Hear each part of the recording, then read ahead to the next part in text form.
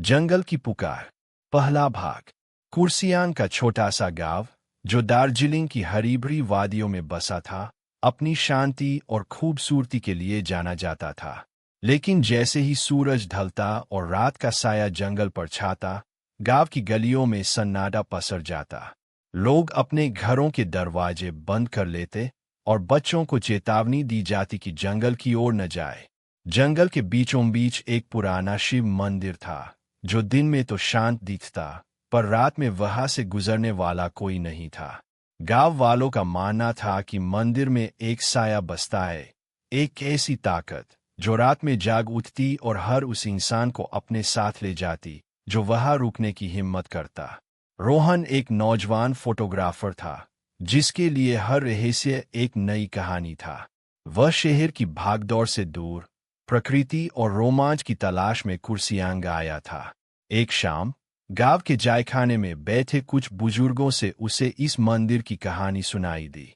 एक बूढ़े ने कांपते स्वर में बताया, वह साया कोई साधारण आत्मा नहीं है। सालों पहले उस मंदिर में एक औरत ने अपनी जान दी थी।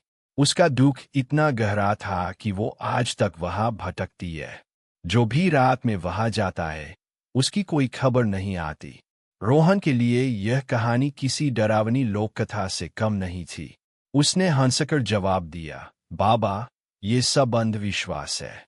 मेरे कैमरे की फ्लैश हर अंधेरे को भगा देगी। उसने ठान लिया कि वह उस मंदिर में रात बिताएगा और इस साये के रहस्य को उजागर करेगा।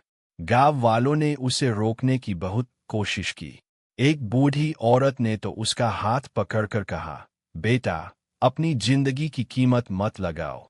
वो साया जिंदा लोगों को नहीं छोड़ता। पर रोहन की जिद के आगे किसी की नहीं चली। उसने अपना बैग तैयार किया, एक टॉर्च, पानी की बोतल, कुछ खाने का सामान और उसका सबसे कीमती कैमरा। सूरज डूबने से पहले वह जंगल की ओर चल पड़ा। जंगल का रास्ता घना और पथरीला था। पेड़ इतने ऊंचे थे कि उनकी टहनियां आसमान को छूती लगती थीं।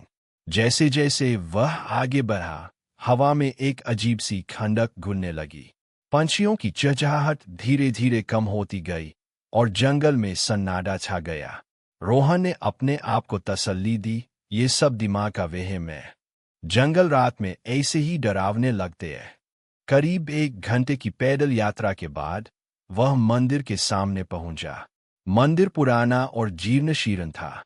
इसकी सीढ़ियां टूटी हुई थीं और दीवारों पर लताएं चढ़ गई थीं। मंदिर के गर्भगृह में एक शिवलिंग था, जिस पर सूची माला और चढ़े हुए फूलों के अवशेष बिखरे थे। रोहन ने आसपास का मुआयना किया। उसे कुछ भी असामान्य नहीं लगा। उसने सोचा, लगता है ये सब गांव वालों की बनाई कहानियां हैं। उसने अपना कैमरा निकाला और मंदिर की तस्वीरें लेना शुरू किया। चांद की रोशनी में मंदिर की छाया और भी रहस्यमयी लग रही थी। उसने कुछ तस्वीरें खींची और स्क्रीन पर देखने के लिए कैमरा उठाया। तभी उसे एक तस्वीर में कुछ अजीब दिखा।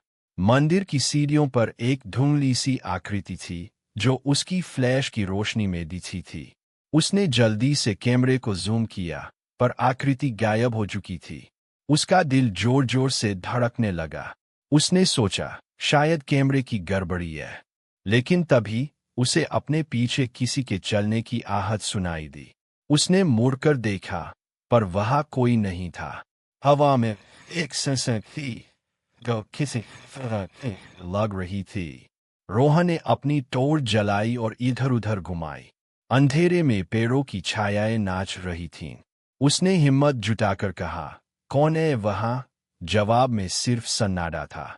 लेकिन अगले ही पल मंदिर के अंदर से एक ठंडी सांस जैसी आवाज आई, क्यों आया यहाँ? रोहन के हाथ पैर ठंडे पड़ गए। उसकी टॉर्च अचानक बुझ गई। उसने उसे बार बार हिलाया, पर रोशनी नहीं आई।